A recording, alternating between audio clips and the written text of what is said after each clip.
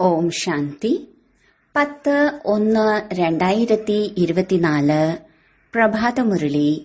മധുരമായ കുട്ടികളെ, അല്ലാഹുവും സമ്പത്തും അച്ഛന്റെയും ആസ്തിയുടെയും ഓർമ്മയുണ്ടെങ്കിൽ സന്തോഷത്തിന്റെ രസം ഉയരും.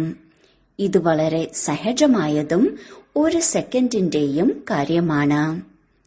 ചോദ്യം: പരിധിയില്ലാത്ത സന്തോഷം ഏത് കുട്ടികൾക്കാണ് ഉണ്ടാവുക? സദാ സന്തോഷത്തിന്റെ രസം ഉയരുന്നതിനുള്ള സാധന എന്താണ്? ഉത്തരം: ഏത് കുട്ടികളാണോ അശരീരിയാകുന്നതിനുള്ള അഭ്യാസം ചെയ്യുന്നത്, ബാബ കേൾപ്പിക്കുന്നത് എന്താണോ അതിനെ നല്ല രീതിയിൽ ധാരണ ചെയ്ത് മറ്റുള്ളവരെ കൊണ്ട് ധാരണ ചെയ്യിപ്പിക്കുന്നത്, അവർക്ക് തന്നെയാണ് പരിധിയില്ലാത്ത സന്തോഷം ഉണ്ടാകുന്നത്. സദാ സന്തോഷത്തിന്റെ അതിര് കടക്കുന്നതിന് അവിനാശിയായ ജ്ഞാനരത്നങ്ങളെ ദാനം ചെയ്തുകൊണ്ടിരിക്കൂ. വളരെയധികം പേരുടെ മംഗളം ചെയ്യൂ. സദാ സ്മൃതിയിലുണ്ടായിരിക്കണം, നമ്മളിപ്പോൾ സുഖത്തിന്റെയും ശാന്തിയുടെയും കൊടുമുടിയിലേക്ക് പോവുകയാണ്. എങ്കിൽ സന്തോഷമുണ്ടായിരിക്കും. ഓം ശാന്തി. ബാബ്ദാദയുടെ ചിന്ത ഇതാണ്: കുട്ടികൾ ആരുടെ ഓർമ്മയിലാണ് ഇരിക്കുന്നത്? ഇത് കുട്ടികളെ കൊണ്ട് ഒരു സെക്കൻഡിൽ എഴുതി വാങ്ങിക്കണം. ഇത് എഴുതുന്നതിന് ഒട്ടും സമയമെടുക്കില്ല. സർവരും ഒരു സെക്കൻഡിൽ എഴുതി ബാബയ്ക്ക് കാണിച്ചു തരണം. ബ്രാക്കറ്റിൽ എല്ലാവരും എഴുതി ബാബ്ദാദയെ കാണിച്ചു. എന്നിട്ട് ബാബയും എഴുതി. ബാബ എന്താണോ എഴുതിയത് അതുപോലെ മറ്റാരും എഴുതിയിരുന്നില്ല. ബാബ എഴുതി അല്ലാഹുവും സമ്പത്തും. എത്ര സഹജമാണ്! അല്ലാഹു അർത്ഥം ബാബ, സമ്പത്ത് അർത്ഥം ചക്രവർത്തി പദവി. ബാബ പഠിപ്പിക്കുന്നു, പിന്നീട് നിങ്ങൾ രാജ്യം പ്രാപ്തമാക്കുന്നു. ബാക്കി കൂടുതലായി ഒന്നും എഴുതേണ്ട ആവശ്യമില്ല. നിങ്ങൾ എഴുതാൻ 2 മിനിറ്റോളം എടുത്തു. അല്ലാഹുവും സമ്പത്തും സെക്കൻഡിന്റെ കാര്യമാണ്. സന്യാസി കേവലം അല്ലാഹുവിനെ ഓർമ്മിക്കുന്നു. നിങ്ങൾക്ക് രാജധാനിയും ഓർമ്മയുണ്ട്. ഓർമ്മിക്കുന്നത് ശീലമായിരിക്കുന്നു. ഇത് ബുദ്ധിയിലുണ്ടെങ്കിൽ സന്തോഷത്തിന്റെ രസം ഉയരും. അല്ലാഹു എന്നതിന്റെ അർത്ഥം എത്ര ഉയരമുള്ള കൊടുമുടിയാണ്.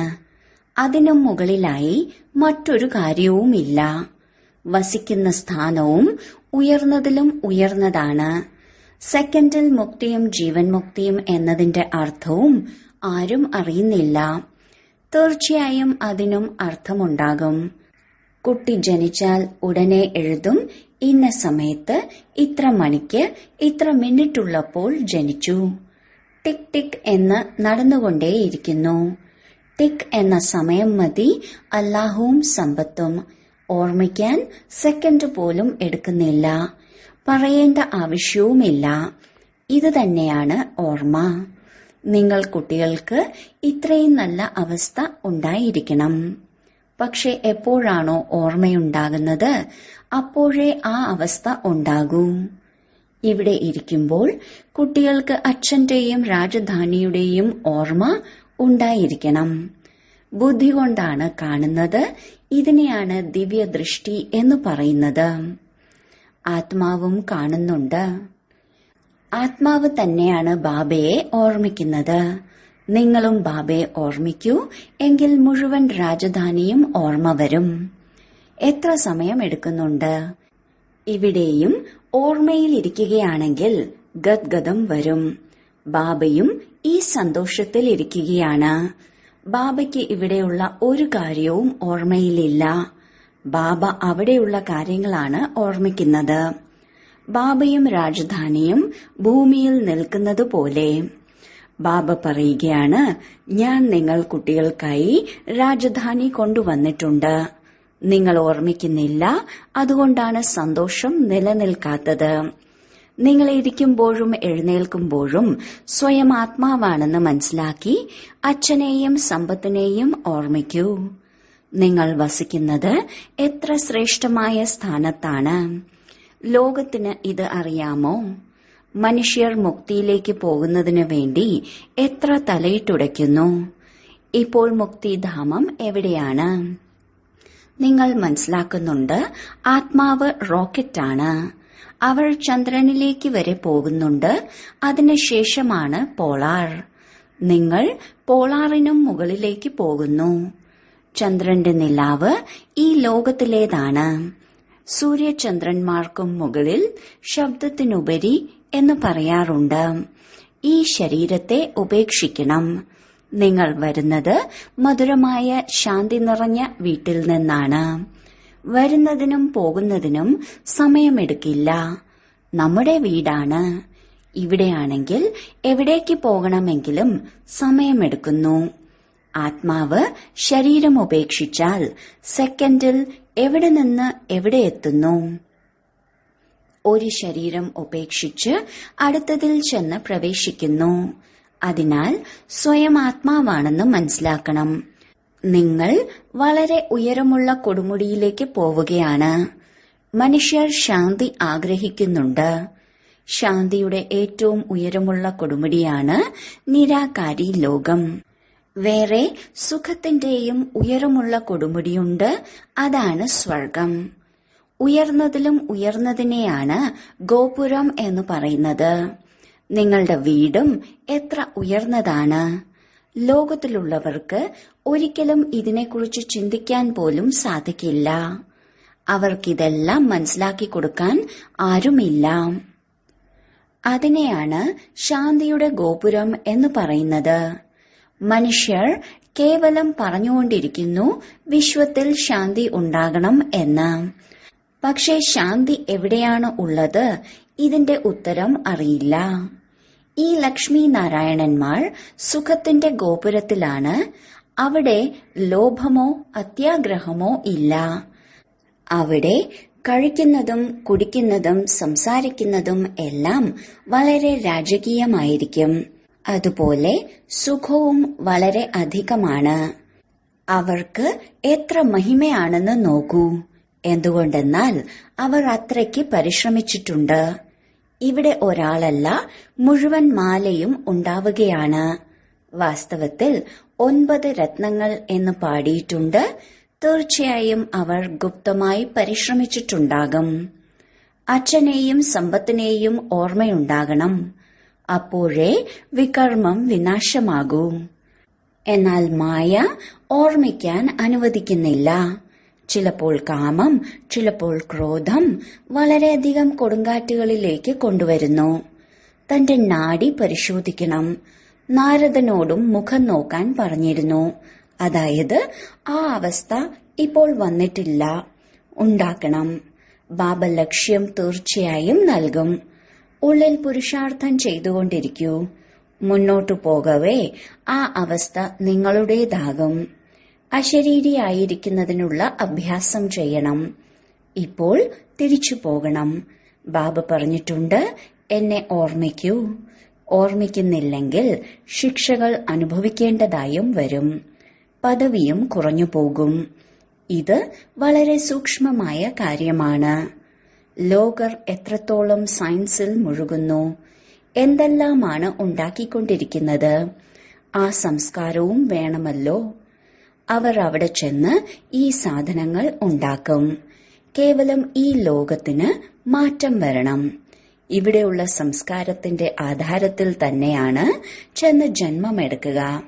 യുദ്ധം ചെയ്യുന്നവരുടെ ബുദ്ധിയിൽ യുദ്ധത്തിന്റെ സംസ്കാരമുണ്ടാകും. അവർ ആ സംസ്കാരവും കൊണ്ടാണ് പോകുന്നത്. യുദ്ധം ചെയ്യാതിരിക്കാനേ സാധിക്കില്ല. ഉദ്യോഗസ്ഥരുടെ മുന്നിൽ നീണ്ട വരിയായിരിക്കും. സേനയിൽ ചേരുന്ന സമയത്ത് എന്തെങ്കിലും അസുഖമൊന്നുമില്ലല്ലോ എന്ന് പരിശോധിക്കും. കണ്ണ്, കാത് എല്ലാം ശരിയാകണം. യുദ്ധം ചെയ്യാൻ എല്ലാം ശരിയായിരിക്കണം. ഇവിടെയും നോക്കുകയാണ് ആരെല്ലാമാണ് വിജയമാലയിലെ മണിയാവുക. നിങ്ങൾ പുരുഷാർത്ഥം ചെയ്ത് കർമാതീത അവസ്ഥയെ നേടണം. ആത്മാവ് അശരീരിയായിയാണ് വന്നത്. അശരീരിയായി തന്നെ തിരികെ പോകണം. അവിടെ ശരീരവുമായി ഒരു ബന്ധവുമില്ല. ഇപ്പോൾ അശരീരി ആകണം. ആത്മാക്കൾ അവിടെ നിന്നാണ് വരുന്നത്. വന്ന് ശരീരത്തിൽ പ്രവേശിക്കുന്നു. വളരെയധികം ആത്മാക്കൾ വന്നുകൊണ്ടേയിരിക്കും. എല്ലാവർക്കും സ്വന്തമായി പാർട്ട് ലഭിച്ചിട്ടുണ്ട്. പുതിയതായി വരുന്ന പവിത്രമായ ആത്മാക്കൾക്ക് ആദ്യം തീർച്ചയായും സുഖം ലഭിക്കും. അതിനാൽ അവരുടെ മഹിമ ഉണ്ടാകുന്നു. വളരെ വലിയ വൃക്ഷമല്ലേ? വലിയ ആളുകൾ എത്ര പ്രശസ്തമാണ്. തന്റെ ശക്തിക്കനുസരിച്ച് സുഖത്തിലായിരിക്കും. അതിനാൽ ഇപ്പോൾ കുട്ടികൾ പരിശ്രമിക്കണം. കർമാതീത അവസ്ഥയിൽ പവിത്രമായി തിരിച്ചു പോകണം. ഞാൻ ആർക്കും ദുഃഖം നൽകുന്നില്ലല്ലോ എന്ന് തന്റെ പെരുമാറ്റത്തെ നോക്കണം. ബാബ എത്ര മധുരമാണ്, അതിസ്നേഹിയല്ലേ? അതിനാൽ കുട്ടികളും ഇതുപോലെയാവണം. ഇത് നിങ്ങൾ കുട്ടികൾക്കറിയാം, ബാബ ഇവിടെയുണ്ട്. പക്ഷെ മനുഷ്യർക്കറിയാമോ ബാബ ഇവിടെ സ്ഥാപന ചെയ്യുകയാണെന്ന്? എന്നിട്ടും ജന്മജന്മാന്തരങ്ങൾ ഓർമ്മിച്ചുകൊണ്ടിരിക്കുന്നു. ശിവക്ഷേത്രങ്ങളിൽ ചെന്ന് എത്ര പൂജ ചെയ്യുന്നു. വളരെ ഉയരമുള്ള കൊടുമുടിയിലുള്ള ബദ്രീനാഥ് പോലുള്ള ക്ഷേത്രങ്ങളിലേക്കും പോകുന്നു. എത്രയധികം ഉത്സവങ്ങൾ ആഘോഷിക്കുന്നു. കാരണം അത്രയ്ക്കും മധുരമല്ലേ? ഉയർന്നതിലും ഉയർന്ന ഭഗവാൻ എന്ന് പാടുന്നുമുണ്ട്. ബുദ്ധിയിൽ നിരാകാരനെ തന്നെയാണ് ഓർമ്മ വരിക. നിരാകാരൻ തന്നെയാണ്. പിന്നീടാണ് ബ്രഹ്മ, വിഷ്ണു, ശങ്കരന്മാർ. അവരെ ഭഗവാൻ എന്ന് വിളിക്കില്ല. ഇപ്പോൾ നിങ്ങൾ കുട്ടികൾ മനസ്സിലാക്കുന്നുണ്ട്, നമ്മൾ തന്നെയായിരുന്നു സതോ പ്രധാന ദേവതകൾ. നമ്മൾ എപ്പോഴാണോ വിശ്വത്തിന്റെ അധികാരിയായിരുന്നത്, അപ്പോൾ ഇത്രയും അധികം മനുഷ്യർ ഉണ്ടായിരുന്നില്ല. ഭാരതത്തിൽ തന്നെയാണ് നമ്മുടെ രാജ്യം ഉണ്ടായിരുന്നത്. ബാക്കി എല്ലാവരും ശാന്തിധാമത്തിലേക്ക് പോകും. ഇതെല്ലാം നിങ്ങൾ കണ്ടുകൊണ്ടിരിക്കും. ഇതിന് വളരെ വിശാല ബുദ്ധി വേണം. അവിടെ നിങ്ങൾക്ക് മല കയറേണ്ട ആവശ്യമില്ല. അവിടെ ഒരപകടവും സംഭവിക്കില്ല. അത് സ്വർഗലോകമാണ്. എപ്പോൾ സ്വർഗലോകമല്ലയോ അപ്പോൾ ഈ ലോകം മായാലോകമാകുന്നു. ഈ കാര്യങ്ങൾ ലോകർക്ക് മനസ്സിലാക്കാൻ സാധിക്കില്ല. ഇപ്പോൾ നിങ്ങൾ സ്വർഗത്തിലേക്ക് പോകുന്നതിനുള്ള പുരുഷാർത്ഥം ചെയ്യുകയാണ്. അത് സുഖത്തിന്റെ ഗോപുരമാണ്. ഇതാണ് ദുഃഖത്തിന്റെ ഗോപുരം. യുദ്ധത്തിൽ ദിവസവും എത്ര മനുഷ്യരാണ് മരിക്കുന്നത്? അവർ വീണ്ടും ജന്മമെടുക്കുന്നുണ്ടാകും. ഈശ്വരന്റെ അറ്റം കണ്ടെത്താൻ സാധിക്കില്ല എന്ന് പാടാറുണ്ട്. ഇപ്പോൾ ഈശ്വരൻ ബിന്ദുവാണ്. അതിന്റെ അറ്റം എങ്ങനെ കണ്ടുപിടിക്കും? ബാബ പറയുന്നു, ഈ രചനയുടെ ആദി മധ്യ അന്ത്യത്തെ ആർക്കും അറിയില്ല. സാധു സന്യാസിമാർക്ക് പോലും രചയിതാവിന്റെയും രചനയുടെയും അറ്റം കണ്ടെത്താൻ സാധിക്കില്ല. നിങ്ങളെ അച്ഛൻ പഠിപ്പിക്കുകയാണ്. ഇതിനെ പഠിപ്പ് എന്നാണ് പറയുന്നത്. സൃഷ്ടി ചക്രത്തിന്റെ രഹസ്യത്തെ നിങ്ങൾ കുട്ടികളാണ് അറിഞ്ഞുകൊണ്ടിരിക്കുന്നത്. അവർ പറയും, നിങ്ങൾക്കറിയില്ല, അല്ലെങ്കിൽ പിന്നെ ലക്ഷക്കണക്കിന് വർഷങ്ങളുണ്ടെന്ന് പറയുന്നു.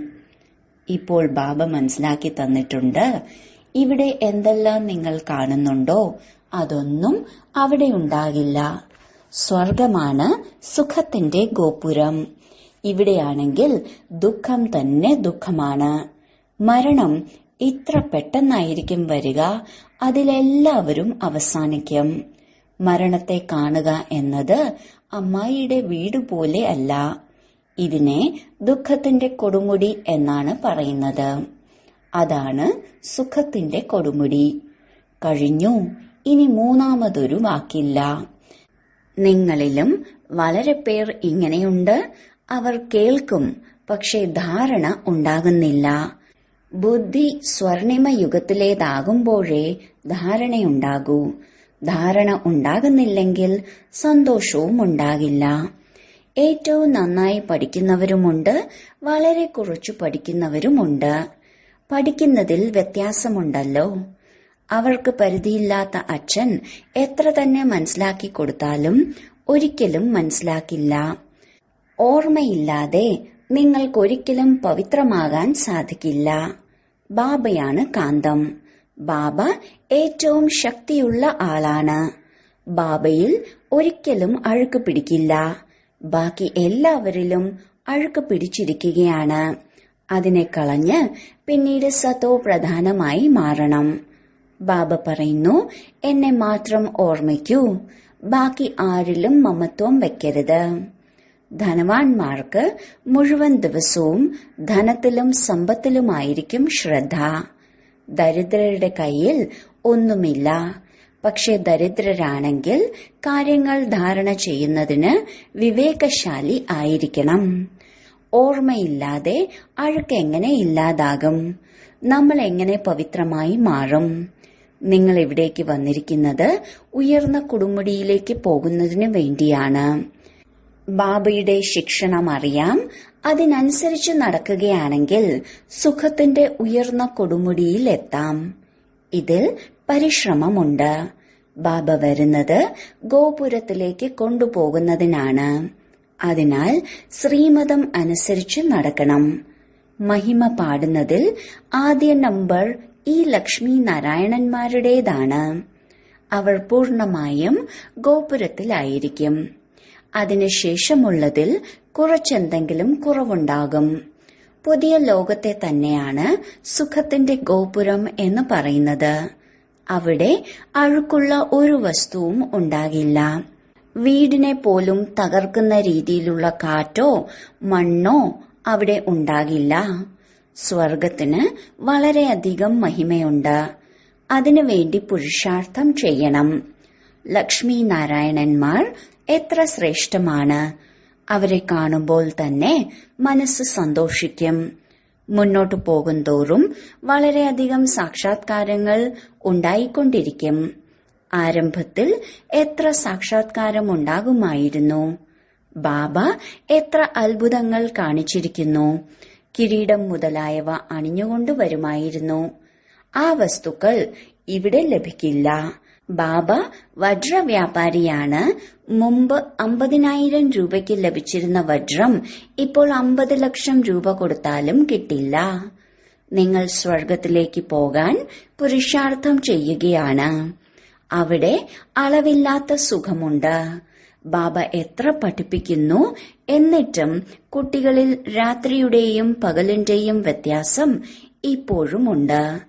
രാജാവും റാണിയും എവിടെ? ദാസദാസികൾ എവിടെ? ആരാണോ നല്ല രീതിയിൽ പഠിക്കുന്നത് അവർക്ക് ഒളിഞ്ഞിരിക്കാൻ സാധിക്കില്ല. പെട്ടെന്ന് തന്നെ പറയും, ബാബ ഞങ്ങൾ ഇന്ന സ്ഥലത്ത് പോയി സേവനം ചെയ്യട്ടെ. സേവനം ഒരുപാടുണ്ട്. നിങ്ങൾക്ക് ഈ കാടിനെ ക്ഷേത്രമാക്കി മാറ്റണം. ചപ്പാത്തി കഴിച്ചോ കഴിച്ചില്ലയോ സേവനത്തിനായി ഓടണം. കച്ചവടക്കാർ അങ്ങനെയാണ്. നല്ല ഉപഭോക്താക്കൾ വന്നാൽ ഭക്ഷണം കഴിച്ചോ ഇല്ലയോ ഓടും. ധനം സമ്പാദിക്കുന്നതിൽ ലഹരി ഉണ്ടാകും. ഇവിടെയാണെങ്കിൽ പരിധിയില്ലാത്ത അച്ഛനിൽ നിന്നും അളവറ്റ ധനമാണ് ലഭിക്കുന്നത്. തീർച്ചയായും കുറച്ചു സമയമുണ്ട്. പക്ഷെ നാളെ ശരീരം വിട്ടാലോ ഒരു ഉറപ്പുമില്ല. വിനാശമുണ്ടാകുക തന്നെ വേണം. നിങ്ങളുടെ കാര്യത്തിൽ മൃഗത്തിന് പ്രാണവേദന, വേട്ടക്കാരന് ആനന്ദം എന്നതാണ്. നിങ്ങളുടെ സന്തോഷത്തിന് അളവുണ്ടാകില്ല. നിങ്ങൾക്ക് അളവില്ലാത്ത സന്തോഷം ഉണ്ടായിരിക്കണം. നിങ്ങൾ വളരെയധികം പേരുടെ മംഗളം ചെയ്യണം. അന്ത്യത്തിൽ കർമാതീത അവസ്ഥയിലെത്തണം. നിങ്ങൾ ഓർമ്മിച്ചോർമ്മിച്ച് അശരീരിയായി തീരും. അപ്പോൾ അനായാസമായി പറക്കാൻ സാധിക്കും. ഇത് വളരെ പരിശ്രമമുള്ള കാര്യമാണ്. ചിലർ വളരെ നന്നായി സേവനം ചെയ്യുന്നുണ്ട്. മുഴുവൻ ദിവസവും മ്യൂസിയത്തിൽ മനസ്സിലാക്കി കൊടുത്തുകൊണ്ടിരിക്കുന്നു. രാത്രിയും പകലും സേവനത്തിൽ തൽപരരാണ്. ആയിരക്കണക്കിന് മ്യൂസിയങ്ങൾ തുറക്കും. ലക്ഷക്കണക്കിന് ആളുകൾ നിങ്ങളുടെ അടുക്കലേക്ക് വരും. നിങ്ങൾക്ക് സമയമേ ഉണ്ടാകില്ല. ഈ അവിനാശി ജ്ഞാനരത്നങ്ങളുടെ അല്ലെങ്കിൽ നിങ്ങളുടെ കടകളായിരിക്കും ഏറ്റവും കൂടുതൽ ഉണ്ടാവുക. ശരി, വളരെ കാലത്തെ വേർപാടിന് ശേഷം തിരിച്ചു കിട്ടിയ മധുരമധുരമായ കുട്ടികൾക്ക് മാതാവും പിതാവുമായ ബാപ്ദാദയുടെ സ്നേഹസ്മരണകളും സുപ്രഭാതവും. ആത്മീയ അച്ഛന്റെ ആത്മീയ കുട്ടികൾക്ക് നമസ്കാരം. ധാരണയ്ക്കുള്ള മുഖ്യസാരം: 1. ജ്ഞാനം ധാരണ ചെയ്യുന്നതിനായി ആദ്യം തന്റെ ബുദ്ധിയെ സ്വർണിമ യുഗത്തിന്റേതാക്കണം. ബാബയുടെ ഓർമ്മയിലല്ലാതെ മറ്റൊരു വസ്തുവിലും മമത്വം വയ്ക്കരുത്. 2. കർമാതീത അവസ്ഥയെ പ്രാപ്തമാക്കി വീട്ടിലേക്ക് പോകുന്നതിനായി അശരീരിയാകുന്നതിനുള്ള അഭ്യാസം ചെയ്യൂ. ആർക്കും ഞാൻ ദുഃഖം നൽകുന്നില്ലല്ലോ എന്ന് തന്റെ പെരുമാറ്റത്തെ പരിശോധിക്കണം. ബാബയ്ക്ക് സമാനം മധുരമായി മാറണം.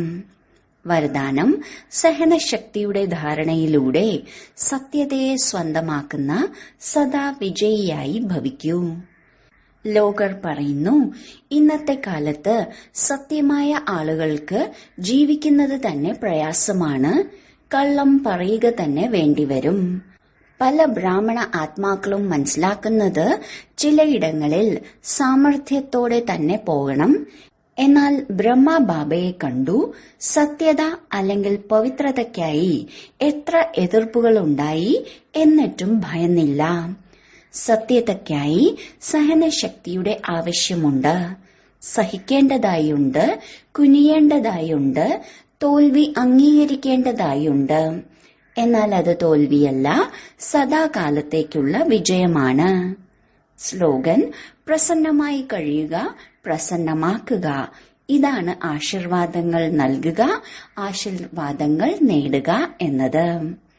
അവ്യക്ത സൈലൻസിലൂടെ ഡബിൾ ലൈറ്റ് ഫരിഷ്ത സ്ഥിതിയുടെ അനുഭവം ചെയ്യൂ. എന്റേത് ഒരു ബാബ, എന്റേതെല്ലാം ഈ ഒന്നിൽ ലയിക്കണം. എവിടെ ആഗ്രഹിക്കുന്നോ, എങ്ങനെ ആഗ്രഹിക്കുന്നുവോ, എത്ര സമയം ആഗ്രഹിക്കുന്നുവോ അത്രയും സമയം മനസ്സ് ഏകാഗ്രമാകണം. ഇതിനെയാണ് പറയുന്നത് മനസ്സ് വശത്തിലെന്ന്. ഈ ഏകാഗ്രത അർത്ഥം ഏകരസ മധുരമായ ശാന്തിയുടെ സ്ഥിതിയിലൂടെ സഹജമായി തന്നെ ഡബിൾ ലൈറ്റ് ഫരിഷ്ത സ്ഥിതിയുടെ അനുഭവമുണ്ടാകുന്നു. ഓം ശാന്തി.